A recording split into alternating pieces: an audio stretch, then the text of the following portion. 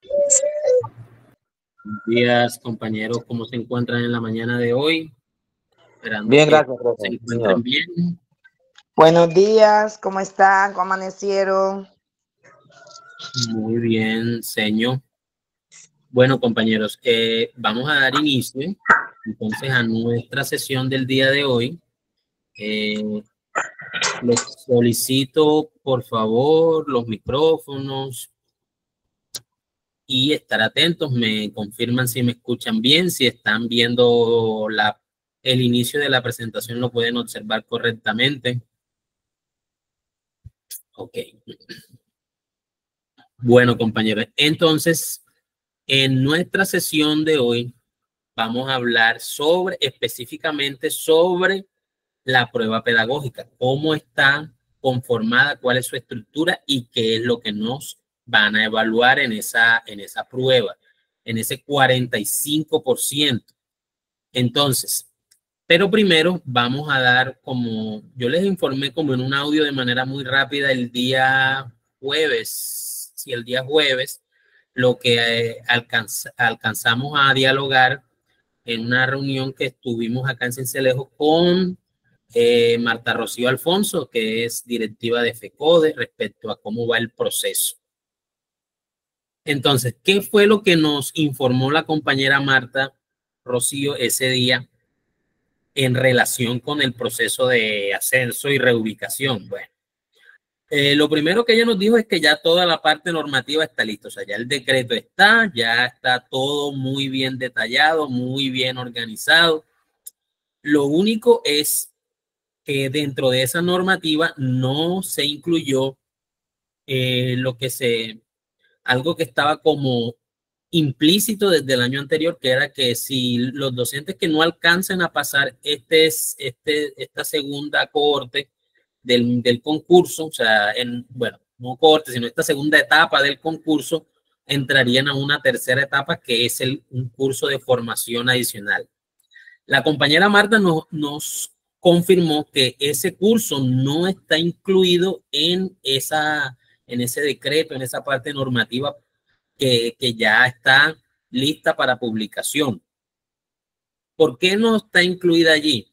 Bueno, lo que nos informó la compañera es que, bueno, están tratando desde FECODE de hacer el proceso lo más rápido, lo más eficiente y que salga de manera muy, muy veloz, o sea, que no haya tanto inconveniente en esas partes. Y el asunto del curso es que eso genera una carga presupuestal adicional a la que ya se tenía incluida. ¿Cómo así? Ella nos dice que únicamente el curso para ese grupo reducido de docentes puede estar saliendo incluso en el mismo valor que lo que sale el proceso de la prueba, que impacta muchísimos más docentes. Entonces, que por agilizar lo dejaron por fuera. No significa que el curso no se vaya a hacer, sino que el año que viene tocaría hacer un proceso normativo adicional para incluir el proceso del curso. Aunque bueno, o sea, esa es una opción que la compañera nos dice que hay otras opciones que están barajando allí en esas mesas de negociación con el Ministerio de Educación y con la Comisión Nacional del Servicio Civil para organizar todo lo que se tendría que estructurar con los docentes que no alcancen a pasar esta segunda etapa. Un momento aquí, por favor. Bueno, ¿sí me escuchan bien, compañeros? Excelente, muy bien. Ok, bueno, entonces, Sí, profe, muy bien. Bueno, primera parte. Segundo, para precisamente como la intención es agilizar y darle curso rápido a esta segunda etapa, la Universidad de Antioquia se seguirá ejecutando este proceso. Se había hablado de que había la posibilidad de cambiar este oferente de esta segunda etapa, pero no da tiempo. O sea, es mejor hacer el proceso como una continuación del proceso del año anterior, que como uno totalmente nuevo para efectos contractuales y que el proceso se agilice y salga de manera pronta. Entonces, por esa razón sigue la Universidad de Antioquia.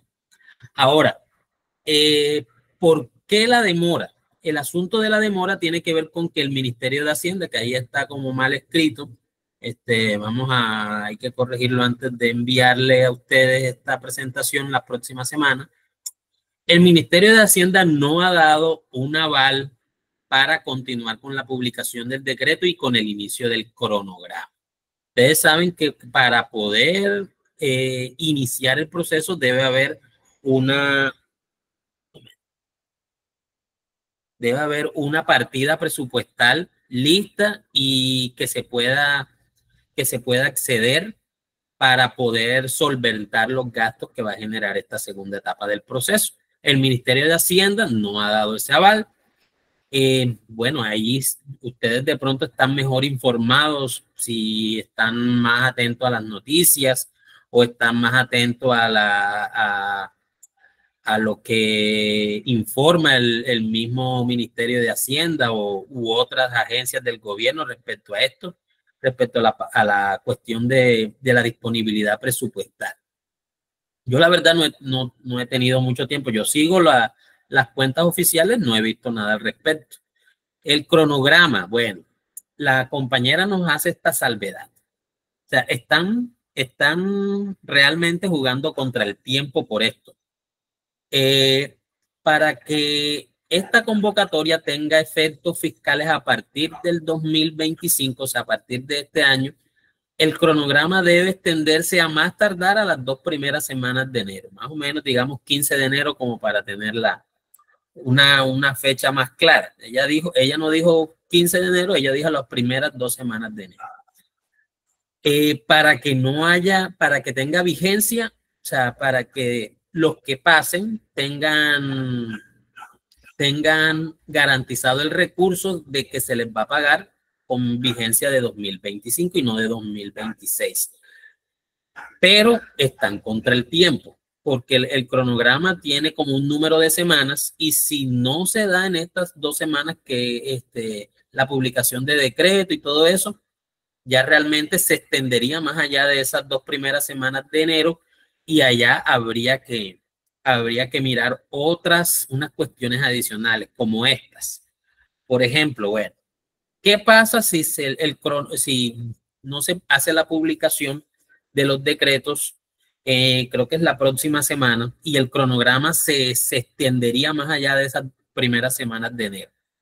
Entonces ya no se puede hacer esta segunda etapa con el presupuesto de 2025, sino que habría que esperar a la aprobación del presupuesto de la Nación de 2026 y eso atrasaría más el proceso, porque habría que esperar que aprueben el presupuesto y que de ese presupuesto entonces el Ministerio de Hacienda saca otra vez la partida para apoyar estos recursos. Pero ella nos comenta que eso no sería la opción óptima por lo siguiente.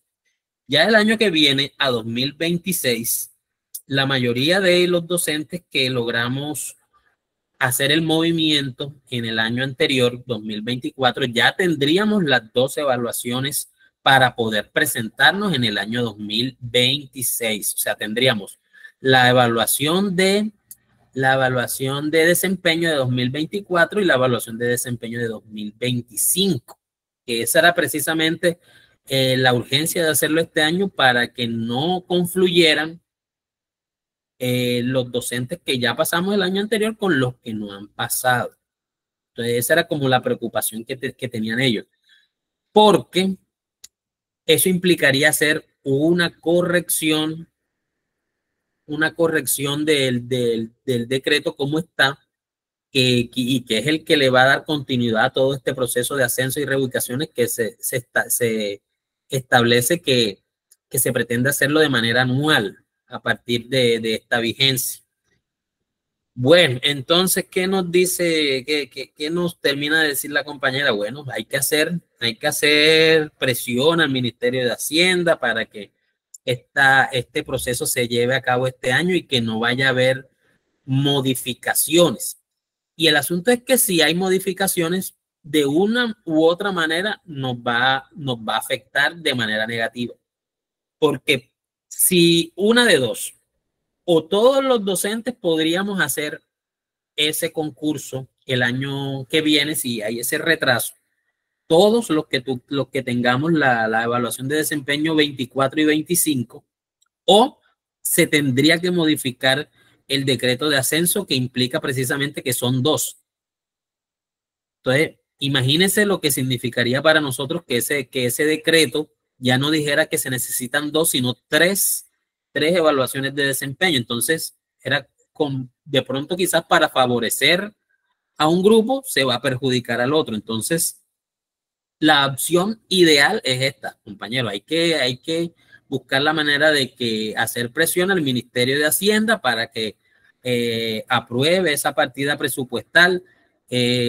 Ustedes saben, yo no sé si ustedes conocen a la compañera Marta Rocío, ella está muy presente en redes sociales, siempre está presta para colaborarnos a nosotros los del decreto 1278. Entonces, la idea es seguir a la compañera, darle republicar, retweet, como otros pueden decir, a los mensajes que ella publica, sobre todo en relación con el ascenso y reubicación, seguir también las cuentas de FECODE y también nosotros mismos, o sea, hacer publicaciones solicitando que la agilización de esta segunda etapa del concurso de ascenso y reubicación. Bueno, entonces, compañeros, no sé si hasta aquí, antes de pasar a lo que nos evalúa la prueba escrita, si tienen alguna pregunta adicional respecto a de pronto algo que dejé, que omití aquí y que de pronto tengan las dudas. ¿Qué me dicen ustedes? ¿Qué dudas adicionales tienen acá? ¿O qué podemos aclarar, pues?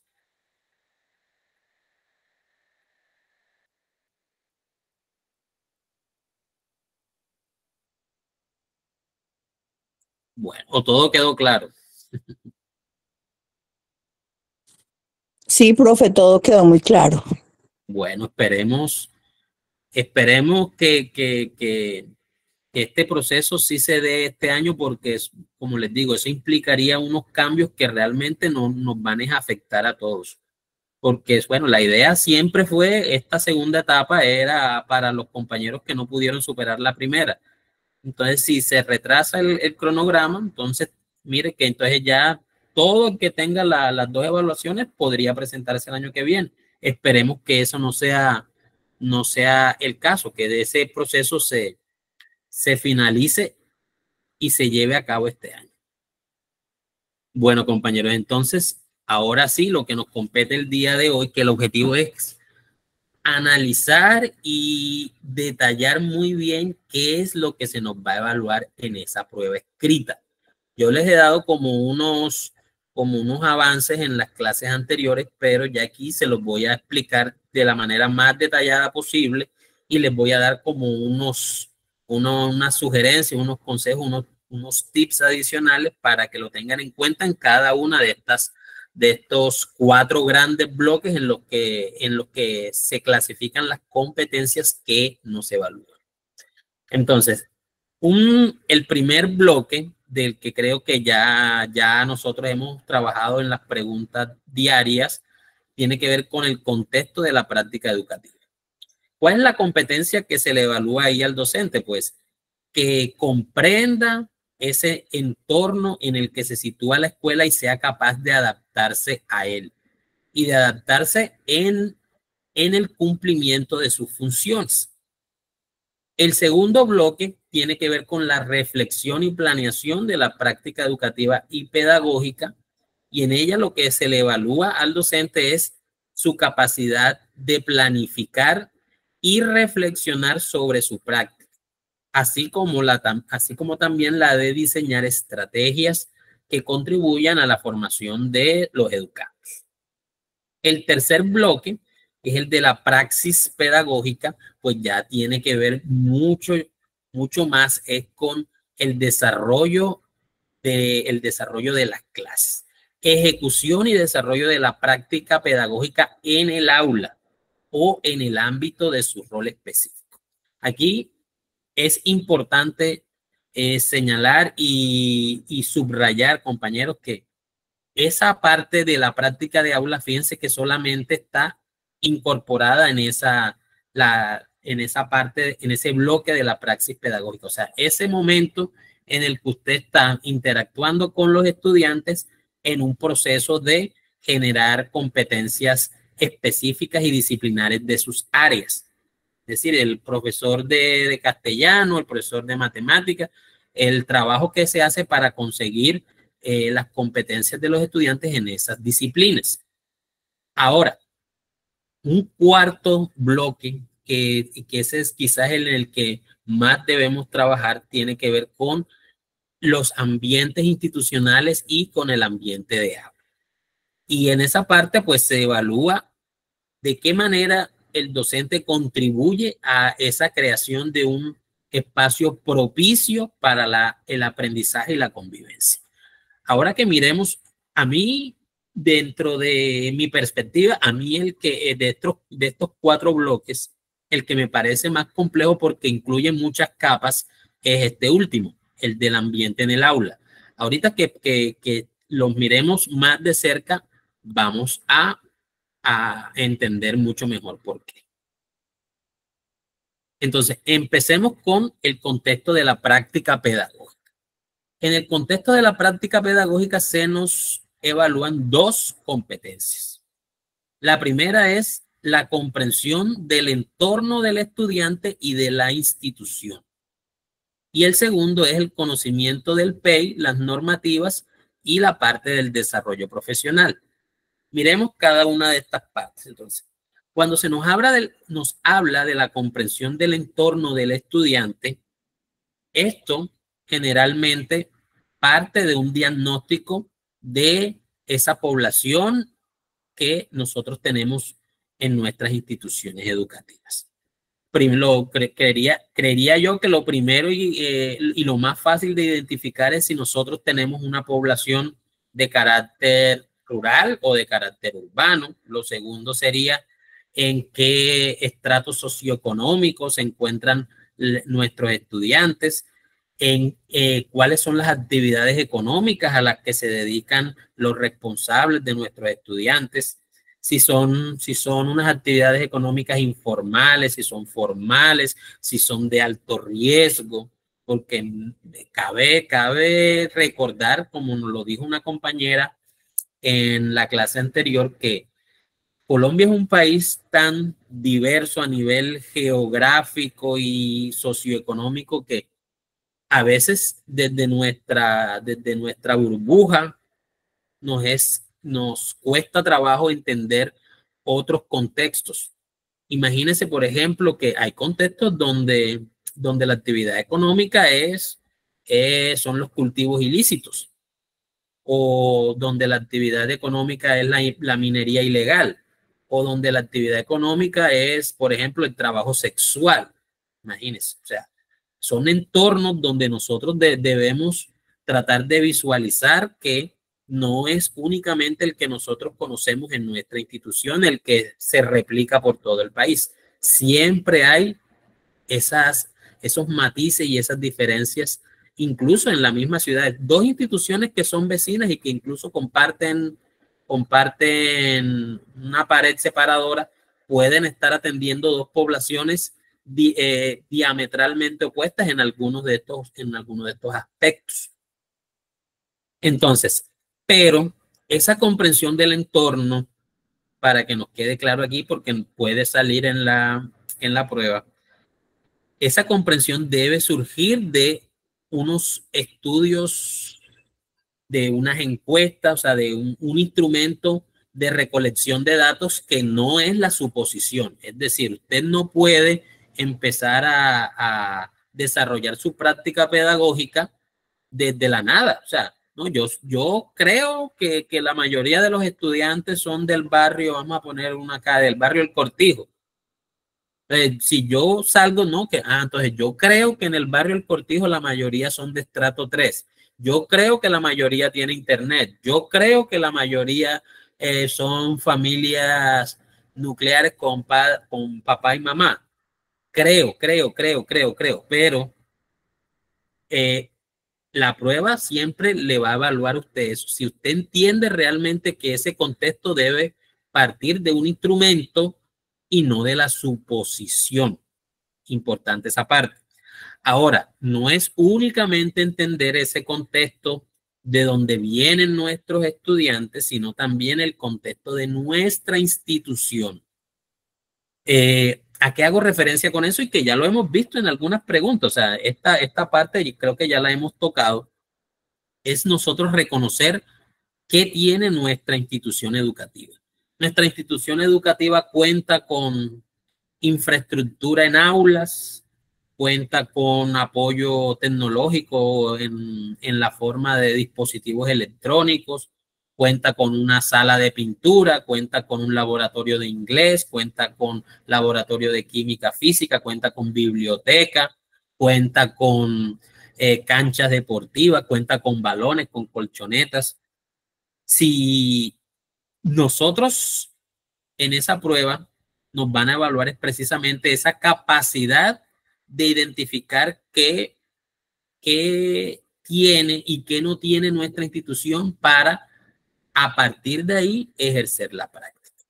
Entonces, si una pregunta parte del contexto de que la institución educativa no cuenta con dispositivos electrónicos, pero que sí cuenta con un área boscosa.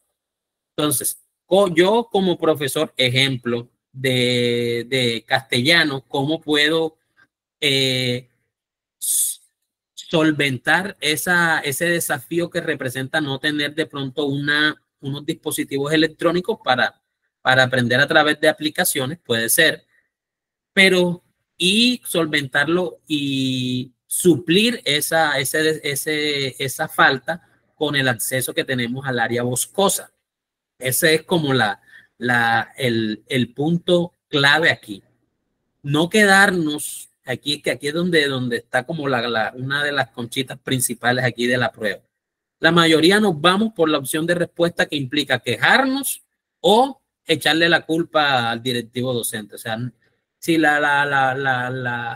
si la pregunta habla de que hace falta la cancha, ¿cómo solventa usted esa parte de que usted es un docente de primaria? Puede ser, no hay cancha.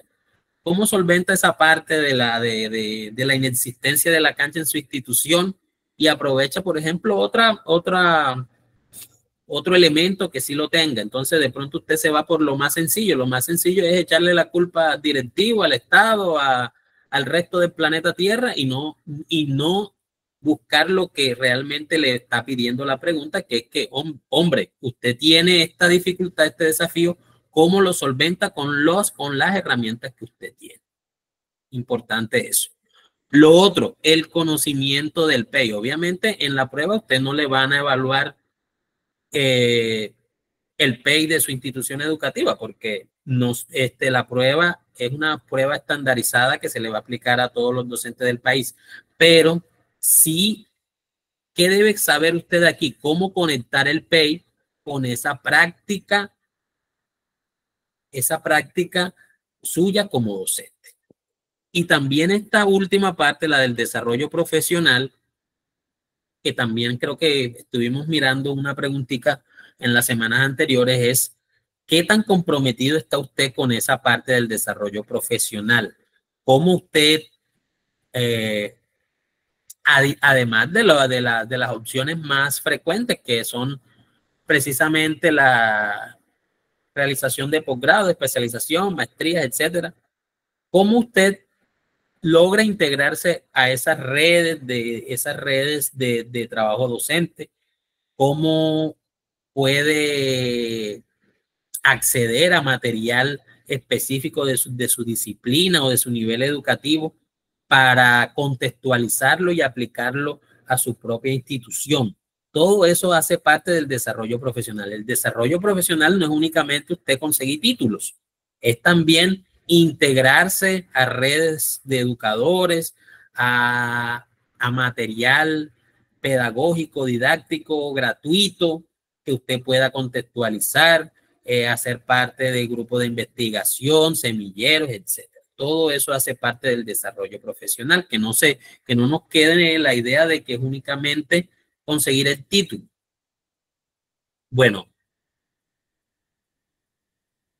aquí creo que este mapa conceptual que me pareció muy interesante, creo que nos explica muy bien qué es o sea, cómo entender lo que se nos evalúa en este primer bloque. Este mapa conceptual, curiosamente, no es colombiano. No se escucha. No se escucha. Compañeros, No. ¿me confirman, por favor? Si te estamos escuchando. Sí, se está escuchando. Sí, señor, normal, profe. Compañera Sí, Jenny. señor, normal. Sí se escucha, profe. Sí se escucha. Ok, gracias, compañeros. Compañera Jenny, creo que fue usted la que me dijo que no se le escuchaba. Los compañeros me confirman que sí se está escuchando. Fui yo, profe Liliana. Entonces, Ya. compañera, creo que el problema es de su equipo. Usted verifique, ¿oyó? Bueno, compañeros, un momentico que voy aquí a silenciar un micrófono. Estaba abierto, listo. Bueno, compañeros, les comentaba que este mapa conceptual muy chévere que me encontré en internet, curiosamente no es de Colombia. Este mapa conceptual habla de el PEI, pero es de una página de Paraguay. Pero me parece muy puntual, muy chévere. ¿Por qué? Porque apunta a los dos aspectos fundamentales que usted debe tener en cuenta para llevar el PEI al aula. Lo primero es la parte pedagógica. ¿Cómo ese PEI le da a usted los lineamientos que necesita para desarrollar, para construir y para aplicar ese currículo dentro de sus prácticas de aula? Pero fíjese que no es lo único. Acá nos está diciendo que el PEI también debe incorporar toda esa parte del contexto del análisis de la comunidad a la cual hace parte la institución, y ellos hacen allá algo que se llama el proyecto educativo comunitario. No sé si aquí de pronto en Colombia alguna escuela tenga esa experiencia de incluir ahí. Generalmente los proyectos educativos institucionales hacen una descripción del contexto, y ahí se habla de, principalmente atiende a los estudiantes de estos tantos barrios que pertenecen a la comuna tal, la mayoría son de estos estratos, pero cuando se habla de un proyecto educativo comunitario es cómo la escuela se va a acercar a esa comunidad para llevar a cabo procesos de transformación. Entonces, fíjese que además de ese currículo, tendría que tener ese aspecto comunitario para llevarlo también a la práctica de aula. Entonces, me pareció muy, muy chévere este mapa conceptual por ese motivo. Bueno, en este bloque, ¿cuál es el consejo, la sugerencia que yo les doy a ustedes cuando se vayan a enfrentar a esa primera parte de la prueba? Y es que es esto. Las funciones que tenemos nosotros como docentes, que son muchas, ya las vimos en la clase anterior, deben nacer, se deben derivar es de las necesidades y particularidades del contexto. Esas necesidades y particularidades deben estar explícitos en el plan, en el proyecto educativo institucional, en el PEI. Y en la medida que vayan surgiendo cambios en ese contexto, el PEI debe corresponder a esos cambios y hacer las modificaciones correspondientes, y estas deben reflejarse en la praxis. Entonces,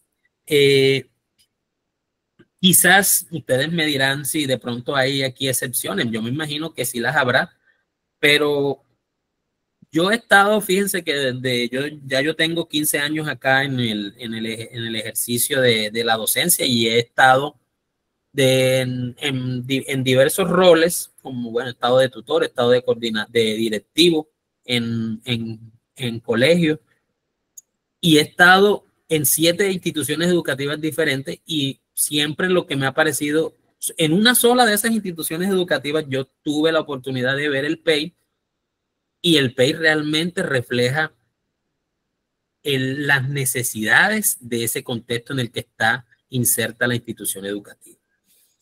Yo quisiera preguntarles a ustedes, es una muy buena oportunidad ahora, si realmente en sus instituciones el PEI corresponde y refleja e incorpora ese contexto en el que están, del que proviene la población estudiantil, y si, por ejemplo, ese modelo pedagógico, que es el eje del que se trabaja esa parte en ese PEI, si realmente es consecuente con ese contexto. Ustedes desde sus instituciones, cuéntenme cómo les va con esa parte.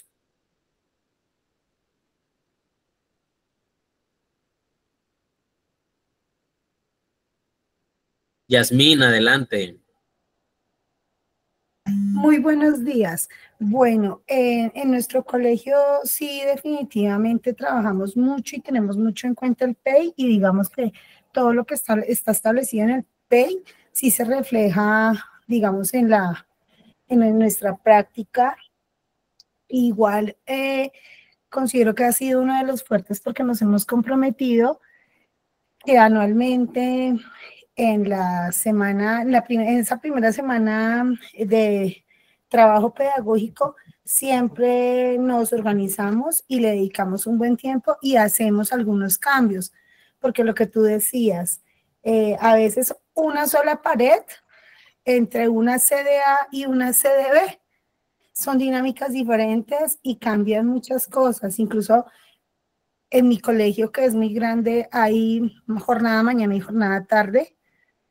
Tenemos muchísimos estudiantes e incluso es muy diferente estar en la mañana a estar en la tarde. Empezando por el cuerpo docente, las familias, en una sola jornada. Entonces nos hemos puesto en esa tarea juiciosa de revisar anualmente y hacer los cambios pertinentes que se tienen que dar en el PEI, pues, y de ahí empezamos a ajustar y a trabajar todo lo demás. Muchas gracias, profesor Carlos. Adelante. Buenos días, compañeros. Yo también he recorrido varias instituciones, pero en algunas, no digo nombres, creen que un PEI tiene que tener palabras bonitas. Es decir, aplican modelos que se dan en otras instituciones desconociendo, profe, el contexto del estudiante. Creen que todos los estudiantes, por ejemplo, tienen acceso a Internet y no es así. Entonces, no sé si es por la cantidad de hojas o qué, o por las palabras bonitas, que algunas veces el cuerpo docente ha entrado en choque, en discusión, sobre todo por el modelo educativo, profe. Gracias. Gracias, profe.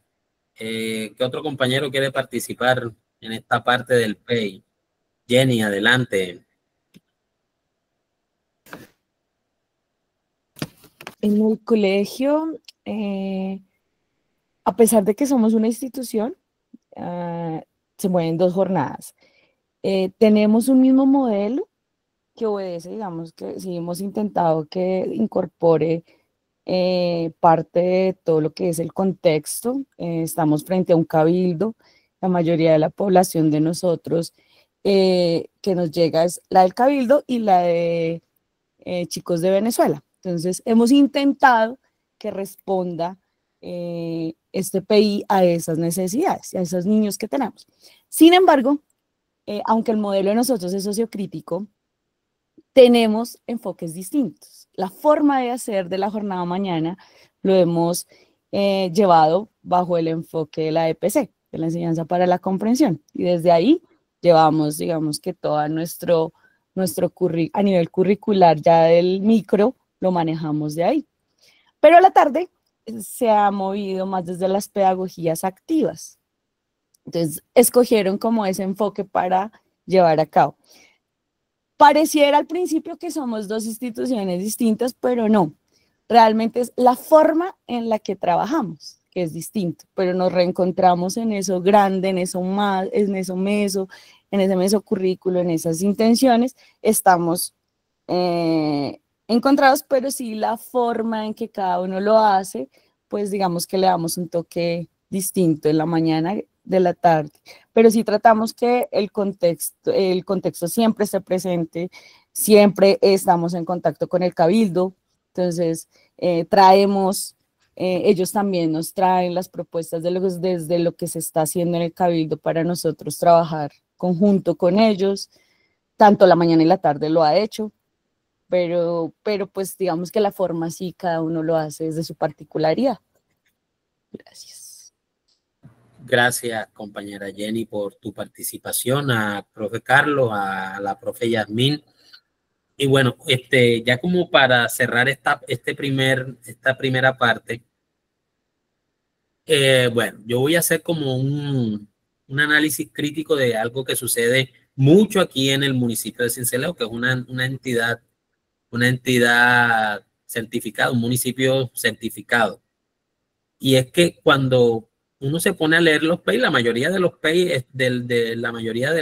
PEI, de las instituciones educativas aquí están disponibles en internet, uno los consigue en Google y parecen fotocopias los unos de los otros. Todos van por la misma idea. Que la institución educativa fulano de tal o san no sé qué o cualquier nombre que sea, busca crear un ciudadano crítico, siempre esa es la palabra, ciudadano crítico, que represente una formación en valores, pues esa segunda palabra, crítico, formado en valores y siempre le meten algo del medio ambiente. Esas son los tres elementos que aparecen en todas y es una repetición de lo mismo. Y a partir de ahí uno hace la descripción, sí, todos describen muy bien cuál es la población que atienden, pero cuando uno va a ver, por ejemplo, el modelo pedagógico y uno empieza a mirar, bueno, pero si, ejemplo, esta institución educativa tiene una población rural y esta otra tiene una población urbana, ¿por qué todas se van por el mismo modelo pedagógico? ¿O por qué todas tienen el mismo enfoque? Ninguna, o sea, no hacen como una particularización de que nosotros teniendo estas ventajas y estos desafíos, ¿cómo podemos hacer una diferenciación en el ser humano que queremos formar? Y a mí me parece, aquí yo escucho a la compañera Yasmín y a la compañera Jenny, y parece que en otras regiones ese trabajo sí lo hacen de manera muy juiciosa. Entienden, recogen la información del contexto, lo reflejan en el PEI y del PEI se traslada hacia la praxis. Ahora, algo que me parece incluso más curioso, que ahí cuando llega un docente nuevo a una institución, que lo primero que se debería hacer es en esa inducción que es obligatoria por ley. La inducción al docente que ingresa a una institución es obligatoria, es precisamente empaparlo en los puntos fundamentales del proyecto educativo institucional. Y va uno a ver y uno pregunta, porque me ha sucedido, como en la época que yo era tutor del PTA, que yo llegaba y le preguntaba a los profes cuál es el modelo pedagógico que se aplica aquí en la institución y quedaban fríos, no sabían. Entonces empezaban como a adivinar. Yo creo que el de aquí era el constructivismo, creo. Entonces va uno a ver y en el PEI decía otra cosa. Entonces como para que lo tengamos en cuenta, pero por eso es chévere mirar las perspectivas de otras regiones para como tener una idea de cómo funcionan estos mismos procesos en otras partes del país. Bueno.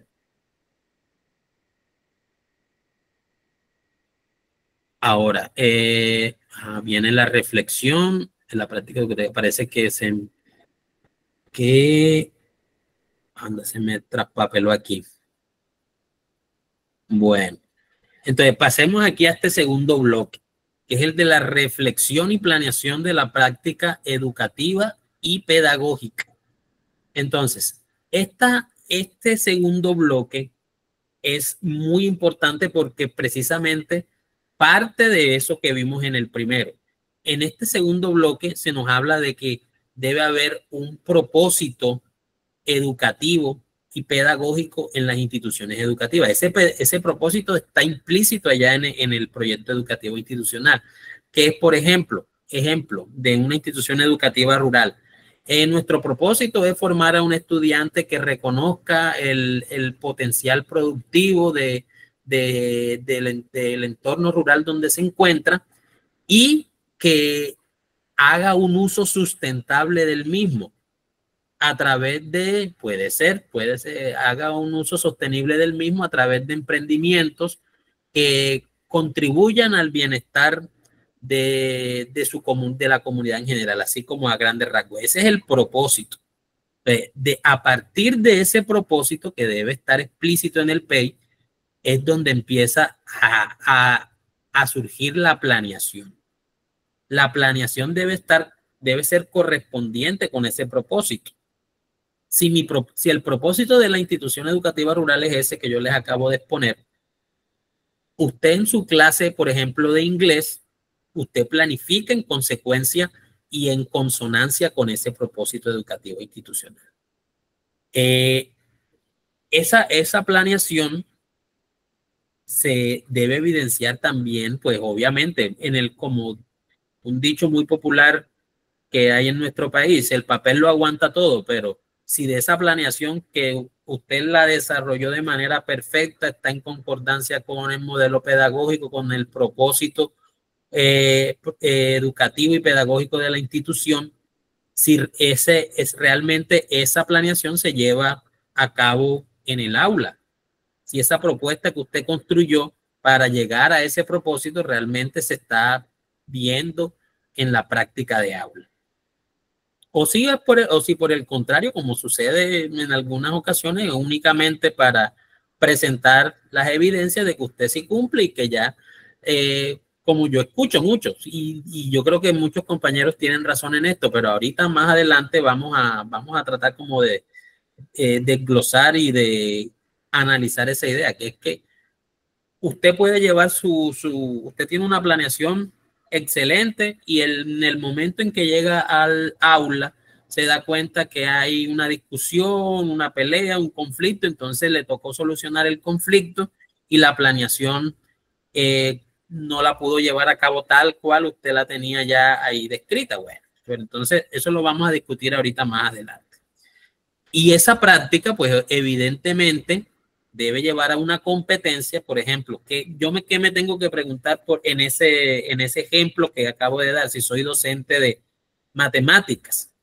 Entonces, si el propósito es que los estudiantes hagan emprendimientos sustentables para mejorar la calidad de vida de su comunidad, yo, por ejemplo, en estadística, ¿a qué tengo que apuntar? Pues que los estudiantes puedan aprovechar esas herramientas que da esa asignatura para llevar a cabo, por ejemplo, un estudio de mercado, un plan de negocios. Esa sería como la competencia a la cual debo apuntar. Y como todo es un ciclo. Y dependiendo de si realmente la escuela ha tenido ese impacto en esos procesos de transformación en las comunidades, pues se reevalúa el propósito y otra vez se inicia el ciclo. Esto es lo que tenemos que tener en cuenta en esa parte de la planeación, con los propósitos. Bueno, entonces, sugerencia número 2, el tip clave aquí. Debe haber claridad en el propósito institucional. Bueno, pero vamos a abstraernos de la realidad institucional y vámonos a qué puede salir en la prueba. Pues en la prueba, en el contexto, le van a usted a entregar una de dos cosas: o el propósito institucional o un resumen de una planeación. Y en las opciones de respuesta usted lo debe conectar con lo que no le están entregando. O sea, si le están entregando el propósito, usted en las opciones debe buscar la planeación, o si le entregaron la planeación, usted debe buscar cuál es el propósito institucional allí. Siempre, algo que les comentaba ahorita, ese propósito institucional debe partir no del supuesto, sino de la aplicación de un instrumento. Y siempre se debe hacer seguimiento y evaluación de los mismos antes de que se empiece a repetir ese ciclo. Déjenme a ver, aquí me parece que se me perdió una lámina, pero yo me acuerdo bien de ella y les explico una segunda parte de aquí, que tiene que ver con la reflexión. Ustedes se dan cuenta que esto aquí es un ciclo, ¿cierto? Y la ventaja que tienen los ciclos es que nosotros al final, como no hay, bueno, literalmente no hay final, el ciclo se reinicia en el momento en que usted hace seguimiento, evaluación y reflexión a ese proceso que usted está llevando a cabo. Ser autocrítico, ser capaz de mirar si llegué al finalizar este año lectivo 2024, mis estudiantes sí alcanzaron las competencias, que, ojo, no es lo mismo identificar el nivel de competencia que alcanzaron mis estudiantes con una nota cuantitativa. Deberían estar relacionadas, pero a veces por el sistema institucional de evaluación, usted debe incluir en ese aspecto numérico, en esa calificación, cosas que no tienen que ver con la competencia que usted o con las competencias que usted está evaluando. Entonces, al finalizar ese año lectivo, si los estudiantes sí alcanzaron a qué nivel de competencia llegaron mis estudiantes, qué puedo hacer yo para mejorar el año próximo. Y ser capaces de reconocer si es una cuestión de que no conozco el contexto o si no conozco el proyecto educativo institucional o si no estoy bien formado en el modelo pedagógico de mi institución y en los enfoques y herramientas didácticas asociadas a ese modelo pedagógico, o si me falta conectar con los padres de familia, o si es otro tipo de proceso en el que quizás yo pude haber hecho un mejor trabajo. Eso sí, esa parte de la reflexión, sí hay que, como ahorita cuando lleguemos allá, creo que como en 2 sábados más que ya vamos a detallar muy bien esta parte, llegar como a ese reconocimiento. Ya lo hemos visto, creo que lo he comentado antes, pero sí es importante que como docentes seamos capaces de reconocer cuando nos hace falta algo, sin que eso implique que es que yo esté haciendo mal mi labor, que de pronto por ahí es que algunos sienten que cuando se hace crítica al trabajo propio es que implica que lo está haciendo mal. No, o sea, usted puede estar dando el 100% de su capacidad para transformar los procesos de su institución, pero si llegado el caso, no, llegado ese final de ese ciclo, usted siente que hizo falta, no es únicamente responsabilizar a los estudiantes y a los padres de familia, sino de pronto yo como docente, ¿qué pude haber hecho mejor? Esa parte, era lo que estaba en la parte de la reflexión. Compañeros, ¿qué pueden ustedes de pronto adicionar respecto a este segundo bloque, a esta segunda macro competencia que aparece en la prueba escrita?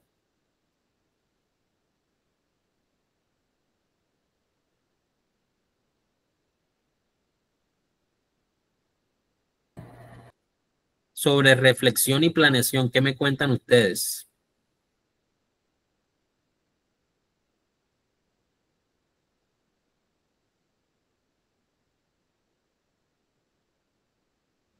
Profe, buenos días. Buenos días, profe. Adelante. Es que, bueno, uno reflexiona sobre su práctica, ¿sí? Pero pasa esto, es que en el hacer, por ejemplo, yo tenía bien planeado lo que iba para los niños, todo correspondía, y resulta que pasa casos en que no es lo que yo tenía planeado realmente, lo que apunta a lo que ellos necesitan. Porque le digo, puede estar el P y el contexto, pero muchas veces ya en sitio, mejor dicho, yo no puedo desarrollar tal cual como tenía planeado. Resulta que los niños son muy variables, así, van unos, vienen otros, y muchas veces se queda atrás lo que yo quería dar.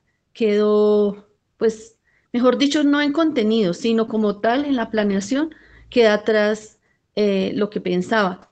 Varios de ellos, por ejemplo, al nivel que yo estoy, entonces no sabe leer, no sabe escribir, no ha pasado, por ejemplo, un caso de este año. Un niño no ha pasado nunca por la escuela y llega a segundo de primaria. ¿Cómo? Pues porque la edad, así lo matricularon y la edad daba para que el niño estuviera en este curso. O sea, no me quiero excusar, lo que digo es que hay muchos factores que hacen que uno también se piense y reevalúe cómo es su práctica. Gracias, profesor. Gracias, profe. Sí, usted tiene toda la razón de eso. Por eso les comentaba ahorita que usted puede tener esa planeación perfecta, pero lo que usted encuentra en el aula le toca modificarlo porque cuando usted planeó y aunque usted tenga muy bien identificadas las cosas o muy bien identificados a sus estudiantes, cómo están respecto a ese tema que usted está trabajando. Puede ser que ese día le llegó un estudiante nuevo y entonces le toca reevaluar esa planeación. Eso sucede. Eso no, pero por eso ahorita que lleguemos al último bloque vamos a tratar de mirar qué es lo que sucede allí. No sé si otro compañero quiera tomar la palabra respecto a esta parte. Bueno, entonces vamos adelantando. El tercer bloque o la tercera macro competencia, como también le conocimos el año anterior, tiene que ver con dos elementos clave. La interacción pedagógica, la comunicación, ahí dice comunicación, participación y reflexión sobre la práctica, y los procesos didácticos, el uso de estrategias, recursos y metodologías para la enseñanza. Entonces, compañeros, aquí en este diagrama que corresponde a una información que encontré en una página de internet muy interesante, se habla de los elementos claves que debe haber en la práctica, en esto precisamente que nos evalúan aquí en este bloque. Entonces, usted mire ahí que ese ciclo allí que empieza con la intencionalidad educativa. ¿Cuál es mi intención cuando yo entro a esa aula de clases a trabajar con mis estudiantes? ¿Cómo me adapto a ese grupo con el que voy a trabajar? Y aquí es donde me imagino que es algo que ustedes han escuchado de sus directivos, bueno, de algunos, que es que usted puede tener 5 novenos o 5 séptimos y la planeación que le lleva a uno de los sextos no puede ser igual a la planeación que le lleva a los otros porque no son iguales los grupos. Eso me imagino que lo han escuchado, pero entonces ahí está. El uso de recursos didácticos. Aquí de pronto nosotros nos quedamos con que los recursos didácticos son recursos didácticos tangibles. Y sí, dice aquí la compañera, ampliamos la imagen. Vamos a ampliarla, claro. Creo que ahí se alcanza a ver, ¿cierto? Bueno, y vamos por aquí. Uso de recursos didácticos. Entonces, la didáctica no es únicamente esos recursos didácticos tangibles que con los estudiantes manipulan, que son importantes, claro que sí, pero hay que ser conscientes que quizás en nuestras instituciones no existen esos recursos o que si existen, de pronto en ese momento otro compañero los está utilizando y no los puede utilizar yo. Entonces, ¿cómo será que si no existe el material tangible, no podemos hacer didáctica en nuestras clases? Pues claro que sí. Entonces, ese aspecto no tangible de la didáctica también tenerlo presente. La secuencia lógica, creo que aquí no tengo yo que explicar este asunto de la secuencia lógica. Es como paso número o competencia número 1 que se nos enseña a nosotros cuando estamos en este proceso de aprender la pedagogía, cuando estamos en ese proceso de entender cómo aprende un niño, cuando estamos viendo esas asignaturas de desarrollo cognitivo del menor, y ahí usted aprende esa parte de cómo debe ser una secuencia de clase para que el estudiante llegue a una competencia, a un logro o a un nivel deseado. El feedback y la evaluación al finalizar nuestros procesos lo podemos hacer junto con nuestros estudiantes, lo podemos hacer con otros compañeros de la misma área, con otros compañeros que dan en el mismo grupo. ¿Cómo nos fue con ese trabajo que hicimos en ese grupo? Interactividad, una parte fundamental que si usted empieza a leer literatura sobre didáctica contemporánea, usted se dará cuenta que el asunto de la interactividad está pues en muchísimos de esos trabajos que están saliendo en estos tiempos. El uso de ejemplos y ejercicios prácticos, y esta parte final que también la vamos a ver ahorita, que tiene que ver con la motivación, la participación, la claridad y sencillez. Ahí está toda esa parte del parafraseo, de la repetición como herramientas para comprender desde diversas perspectivas la misma temática. Y al finalizar, pues, la evaluación del aprendizaje. Esas son como unas características fundamentales para tener en cuenta en la práctica. Todo esto lo vamos a ver como con más detalle cuando ya entremos en el sábado que nos toque mirar este bloque. ¿Qué tip, qué consejo podemos mirar ahí desde ya, compañeros, para que aprovechemos estos días que todavía no sabemos, no nos han entregado el cronograma? Y es esto, compañeros, ya se asume que nosotros ya estamos formados en toda esta parte de pedagogía y didáctica, pero ¿qué sí les recomiendo yo? Miremos qué estrategias didácticas, qué estrategias pedagógicas están conectados con estos paradigmas, con estos modelos, con el socioconstructivismo. O sea, cuando nosotros vemos cómo está constituido epistemológicamente cómo está constituida epistemológicamente la educación en nuestro país, siempre nos vamos a encontrar con estos paradigmas. El socioconstructivismo, ese quizás de los primeros al que nosotros nos exponemos cuando estamos en nuestro proceso de formación. El crítico social. Este crítico social está explícito en los documentos del Ministerio de Educación Nacional desde hace décadas. O sea, siempre se nos ha insistido en que el propósito de la educación en nuestro país es precisamente que impacte y tenga transformación en la parte social, en el contexto donde se encuentran nuestros estudiantes. La parte humanista, que también es el paradigma humanista.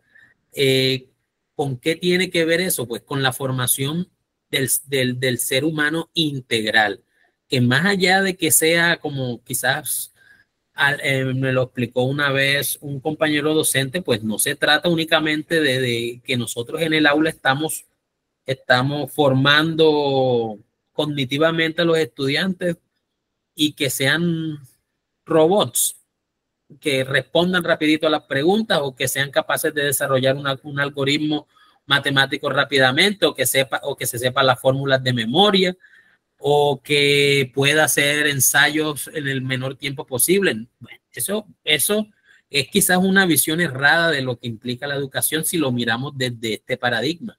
Entonces, si nosotros estamos construyendo desde la dignidad del ser humano, que quizás es el foco de este paradigma, ahí hay que mirar otros elementos. Que ahorita que vayamos al otro, por eso yo digo que es que el último bloque es el más complejo, el que más capas tiene, porque de aquí de estos tres primeros, siempre vamos a encontrar algo que se relaciona con ese último. Y esto que tiene que ver mucho con el primer bloque es mirar también, hombre, si nos están pidiendo que nuestra práctica refleje y responda al contexto donde están nuestros estudiantes, este paradigma nos resulta muy útil. Lo que tiene que ver con ese modelo ecológico contextual. Y bueno, ya de lo otro ya habíamos dialogado, ser autocrítico y reflexivo sobre la práctica. Curioso que esa parte de reflexión aparezca tanto en el bloque 2 como en el bloque 3, para que lo tengan ahí presente. Compañeros, ¿alguna anotación, pregunta, comentario respecto a esta parte?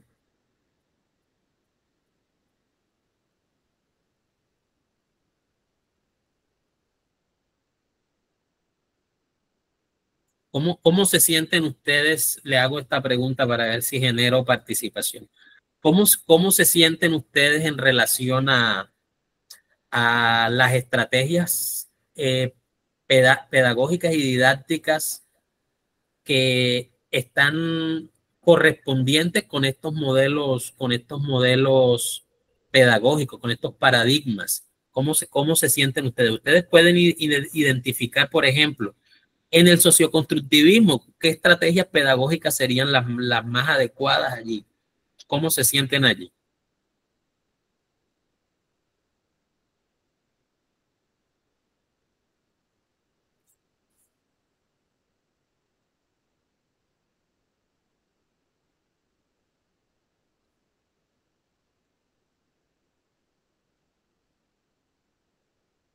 ¿Cómo se sienten? ¿Se sienten preparados, competentes?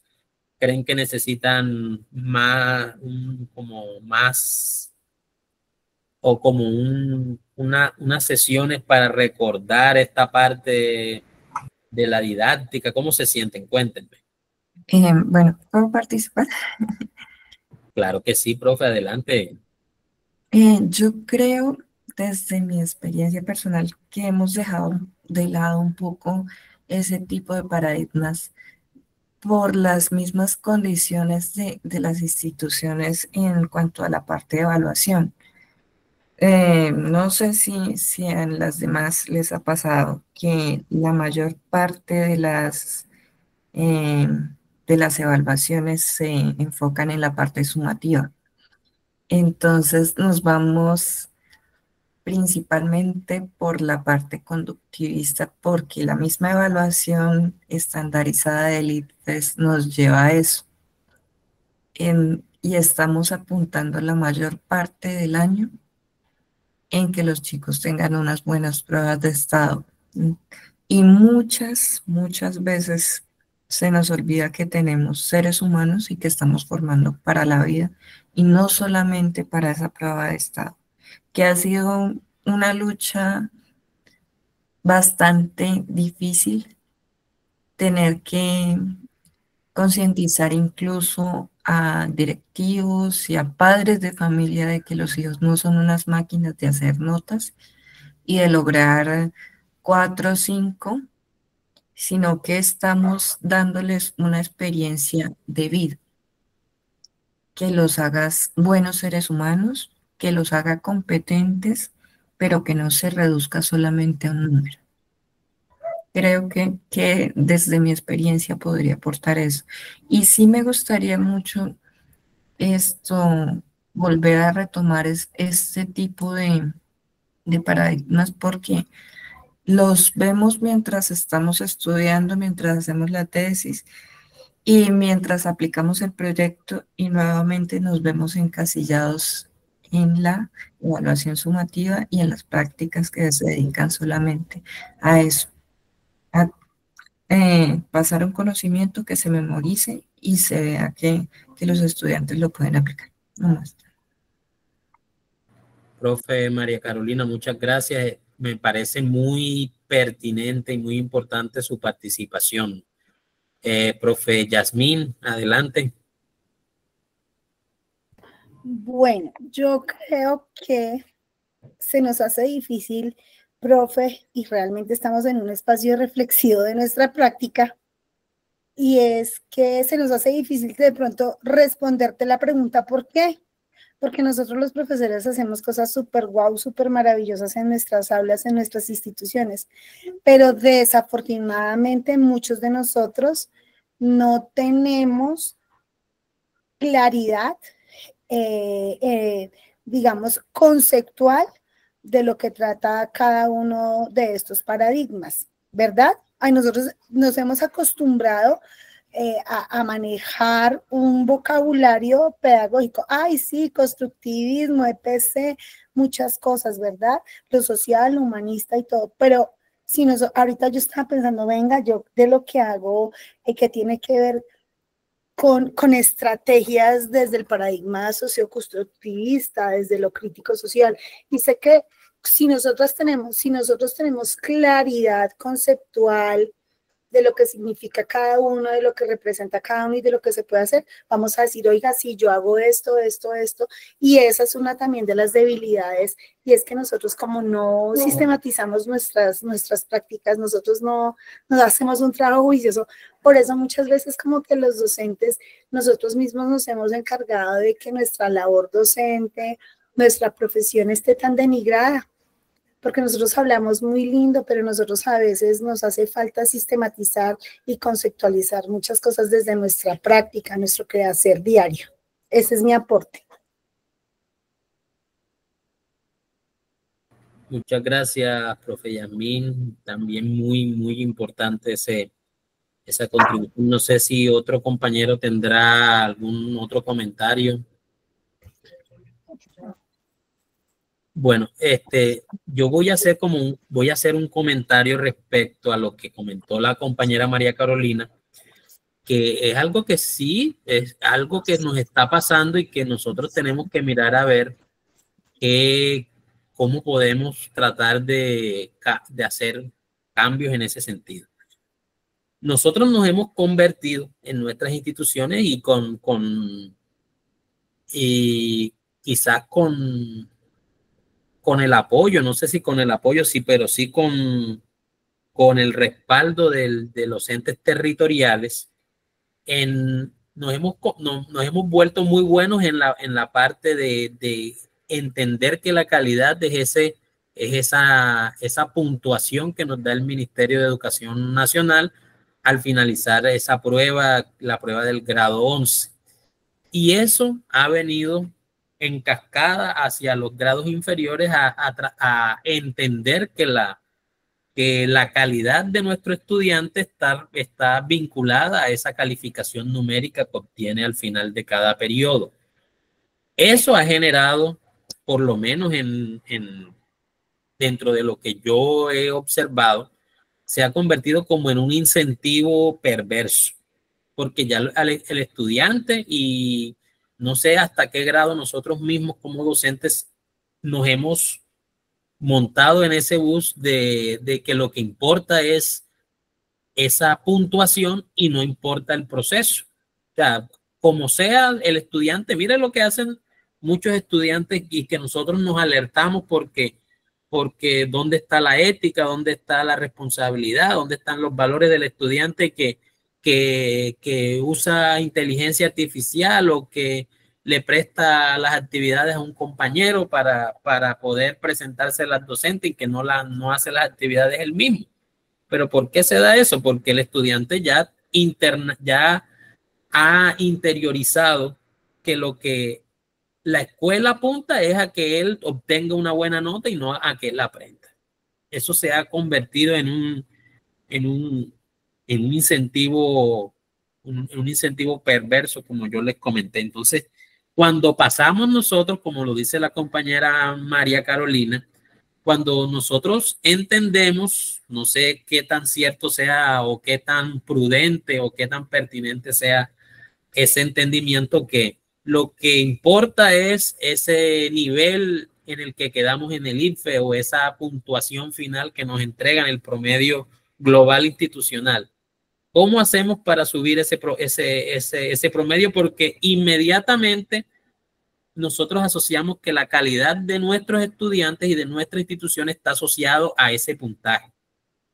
Y eso no es cierto. O sea, creo que el ICFES, yo siempre que he entrado a esas capacitaciones que da el ICFES respecto a competencias, las tareas, cómo construir preguntas cómo construir preguntas para pruebas que evalúen lo mismo que lo que evalúa la prueba de estado, como esas capacitaciones que llaman al docente a construir evaluaciones con ese mismo modelo para supuestamente que el estudiante pueda conectar fácilmente con la prueba.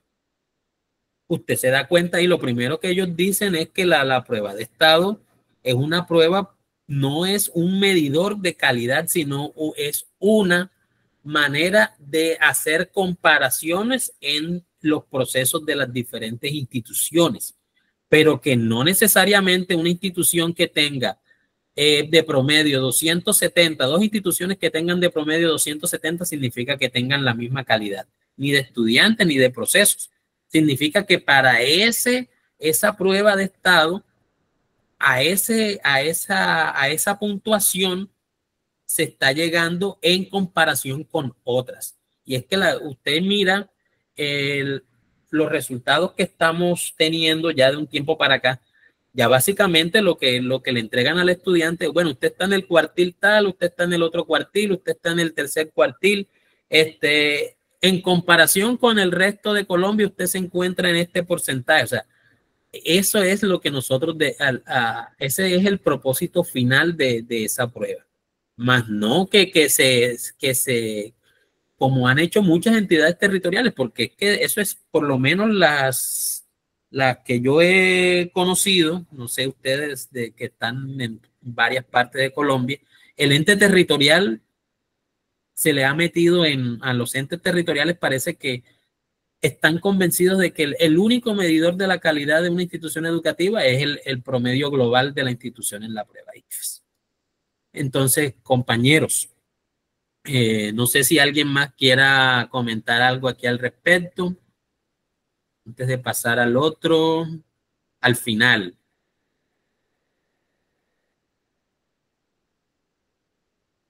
Bueno, compañeros, último bloque, último grupo de macrocompetencias. Entonces, esta parte, el ambiente institucional y el ambiente de aula es el que yo les comentaba que era quizás es el más complejo porque tiene muchísimas capas y tienen que ver muchas con lo que hemos visto ya en los otros 3 bloques. ¿Y qué es lo que se nos evalúa allí? Bueno, esa competencia de construcción de vínculos, de respeto, de empatía que se dan en las relaciones docente-estudiante y también esas dinámicas de aula, que son precisamente esos entornos seguros, de cuidado, de acogida y una palabra fundamental, la diversidad. Compañeros, aquí cuando se nos habla de educación inclusiva, todos tenemos opiniones muy dispares, algunas muy emotivas respecto a la cuestión de lo que es la diversidad, de lo que es la inclusión, pero es importante entender que este último elemento, este último bloque, es precisamente un elemento básico, fundamental, que si no podemos nosotros garantizar unas relaciones con nuestros estudiantes basadas en el respeto y la empatía, y que si no podemos crear nosotros, si no somos competentes para crear unos entornos seguros donde los estudiantes, sin importar las diferencias que puedan tener con el grupo mayoritario, puedan sentirse acogidos. Eso es fundamental antes del otro proceso que también es importante, no es menos importante, que es el de los aprendizajes y de las competencias disciplinares.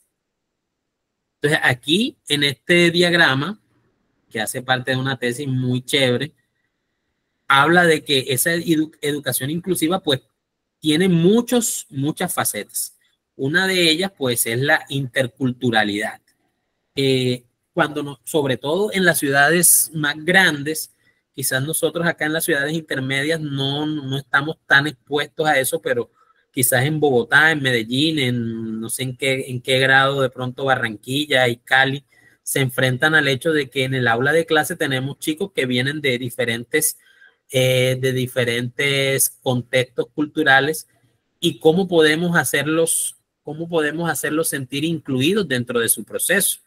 Este era uno de los aspectos que más se tenían en cuenta en nuestro antiguo método de evaluación, de la evaluación de carácter diagnóstico formativa. Un elemento importante era de cómo nosotros demostrábamos en esos 55 minutos que teníamos en el video para demostrar que hacíamos un proceso de inclusión desde, por ejemplo, la interculturalidad. Si nosotros tenemos estudiantes, no sé, yo asumo acá, pero de pronto los compañeros que son de esa zona, por ejemplo, de Cali, que está cerca de comunidades indígenas y de comunidades afro, cómo de pronto esa población que llega de esos entornos, cómo se integra efectivamente dentro de los procesos de la escuela. La diversidad, que tiene muchísimos aspectos. Uno de ellos, pues además de la parte étnica, que es como quizás la que más se comenta, pues también hay ahora la diversidad en relación a las capacidades de los estudiantes, con respecto a algunos de los diagnósticos que están presentando. Y pues también ahora en nuestra cotidianidad, pues también vemos otros tipos de diversidades en relación, por ejemplo, a la afirmación a la afirmación o a la identificación sexual de los estudiantes. Eso también muy importante tenerlo en cuenta allí.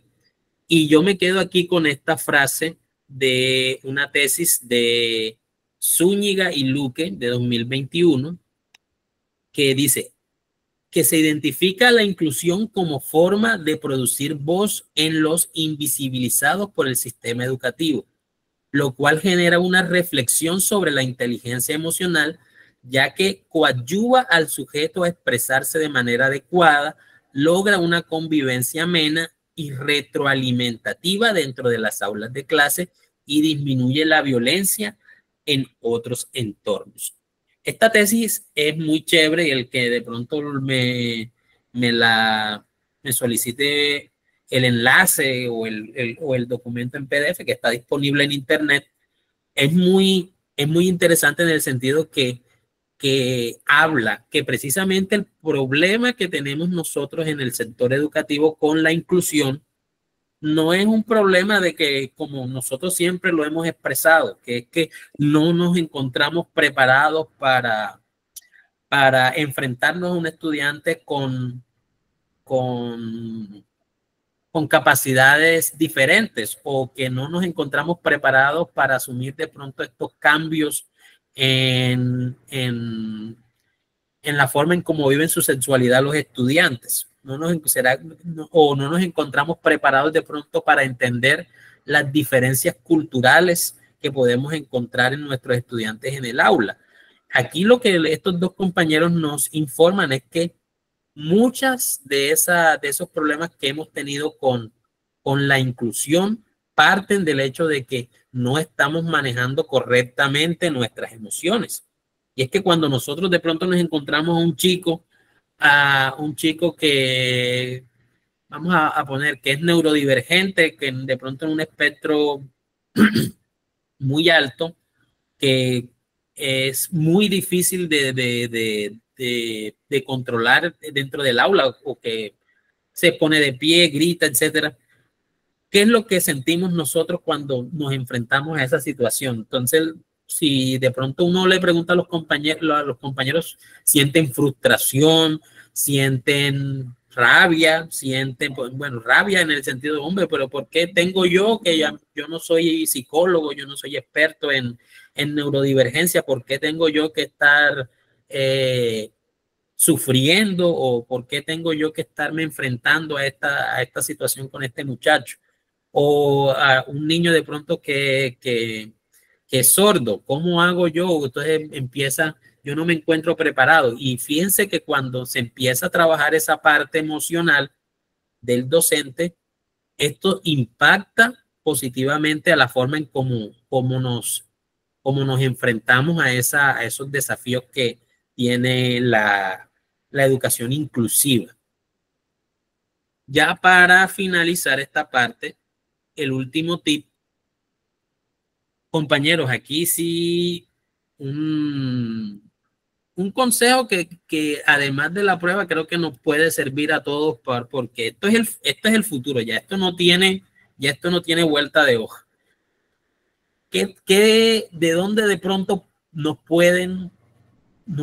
o podemos fallar en esa prueba? Es cuando le hacemos más caso al prejuicio que a lo que se nos exige a nosotros dentro de nuestras funciones docentes. Lo primero es liberarse de cualquier tipo de prejuicio. Creo que ya nosotros estamos enfrentados a unas dinámicas donde nuestros estudiantes no solamente son diversos en el sentido cultural, en el sentido de sus capacidades, de las inteligencias múltiples, o dentro de ese espectro de identificación sexual que encontramos en este sentido, sino que nosotros no sabemos realmente en 1 o 2 años con qué otro tipo de diversidad nos vamos a encontrar, y es mejor tener la mente abierta porque no sabemos si eso, además de que en esta prueba, que es un momento en específico, más adelante, cómo nos vaya a afectar, por ejemplo, en la parte de nuestro desempeño. Si quizás un estudiante que se sienta agredido por usted o un padre de familia, ya nosotros vemos que los padres de familia están informados, ellos no les da miedo enfrentarse a algo que ellos de pronto identifiquen como injusticia y buscan las maneras de resarcirse. Entonces, aquí precisamente esta semana que yo no he podido enviar las preguntas diarias precisamente porque estábamos como en una capacitación sobre perspectiva de género. ¿Qué nos decían allí? Hombre, algo que está muy relacionado con esto, y es que en nuestro gremio todavía es la hora y encontramos prejuicios de todo tipo. O sea, encontramos prejuicios contra las mujeres, contra las minorías étnicas, encontramos prejuicios contra los estudiantes y en general contra los homosexuales, y sobre todo ese lenguaje con el que se expresan en relación a los chicos que tienen estos diagnósticos como el TDAH, los que son neurodivergentes. Entonces ahí es donde uno empieza como a preguntarse, hombre, pero, o sea, ¿cómo haremos nosotros para transformar la escuela si los prejuicios nosotros los vemos allí mismo y nosotros somos protagonistas de ellos? Si nosotros vemos que el estudiante es diferente, entonces los primeros que lo critican somos nosotros los docentes. Ahí siempre, primer consejo aquí, hay que liberarse de cualquier tipo de prejuicio. Las preguntas del año pasado, creo que nosotros vimos, siempre apuntaban a que, hombre, si yo tengo un estudiante que presenta esta característica que lo diferencia del resto, de la mayoría, ¿qué debemos hacer al respecto? Si usted va con sus prejuicios a esa pregunta, usted va a llevar desventaja. ¿Qué otra cosa para tener en cuenta aquí? Tener en cuenta que el buen ambiente, la seguridad de todos los estudiantes, la convivencia y el manejo emocional preceden al proceso instruccional. Ahora sí vamos a esa parte que nos comentaba una compañera ahora, que ella lleva su planeación al aula y pasó algo. Un estudiante fue agredido, hubo una discusión, cualquier otra cosa, entonces ya no pudo llevar a cabo su planeación como ella la tenía redactada. Bueno, pero siempre tenemos que partir de esta premisa. O sea, si yo llego a un aula de clase y no tengo las garantías de ambiente para llevar a cabo mi proceso instruccional, que es el que está contenido en la planeación, pues no cuento con la trayectoria que necesito y con las condiciones que necesito para llevar a cabo esa planeación, ese proceso instruccional.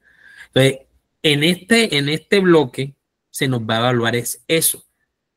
Primero, si nosotros realmente le damos precedencia, no prioridad, sino precedencia a ese proceso de garantizar las condiciones mínimas de seguridad, de convivencia y de emociones en el aula antes de empezar nuestras clases. Y aquí hago como un ejemplo muy específico. Si yo llego a un aula de clases, encuentro los ánimos exaltados porque hubo una pelea entre dos niñas, y si lo único que yo hago es mandarlos a todos a callar y al que hable le pongo una mala nota, eso no es manejo emocional. Ahí están las niñas que se pelearon, estarán ahí furiosas durante todo el transcurso de la clase, y en cualquier provocación se disparan los ánimos nuevamente.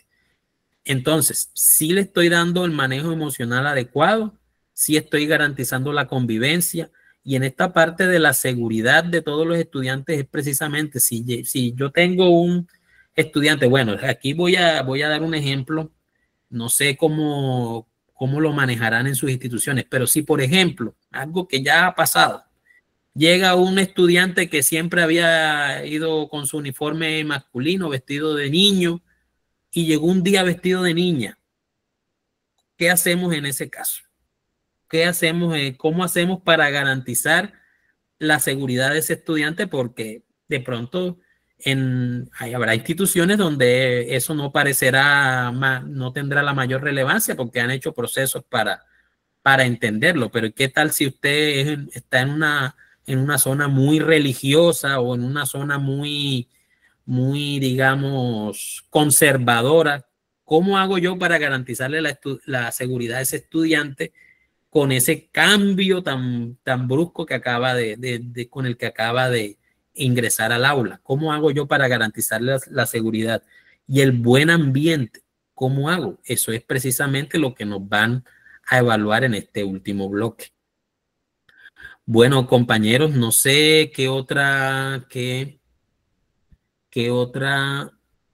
comentario, si hay preguntas. Me disculpo nuevamente por esta semana, que bueno, esta semana estuve yo en esa capacitación donde nos acompañó la compañera Marta Alfonso.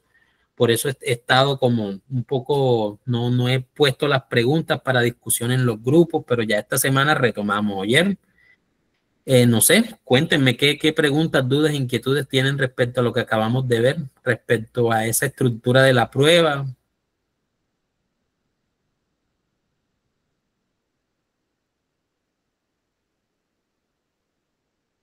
No todos al tiempo. Bueno, qué pena con usted. Yo tengo una pequeña duda. Lo que pasa es que, pues como nunca me he presentado a prueba de ascenso, en la época que realicé la primera entrevista, siempre nos preguntaban sujetos a la ley, creo que es la 16 algo de convivencia. La 1620. Exactamente. Entonces, es recomendable retomar esos artículos, revisarlos para prepararse para la prueba. Bueno, compañera, sí, o sea, como no sé si tú estuviste en la primera clase que nosotros vimos que sí era importante.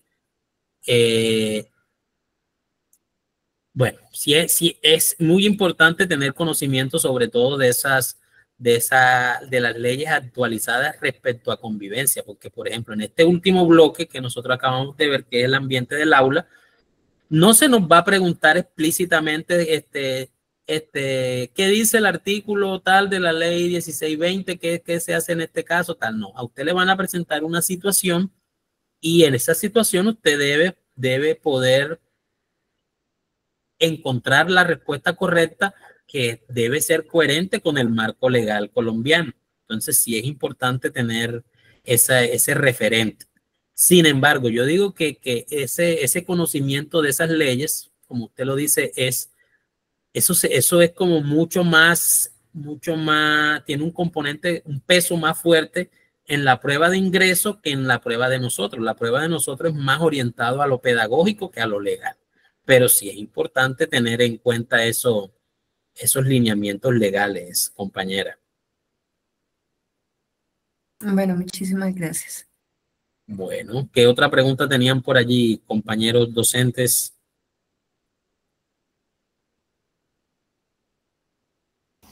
Yo creería que es más de pregunta, un comentario, y es que, pues, a nivel curricular, macrocurricular, pues sí se mueven todas estas políticas públicas y nuestra gran carta magna, que es la Constitución.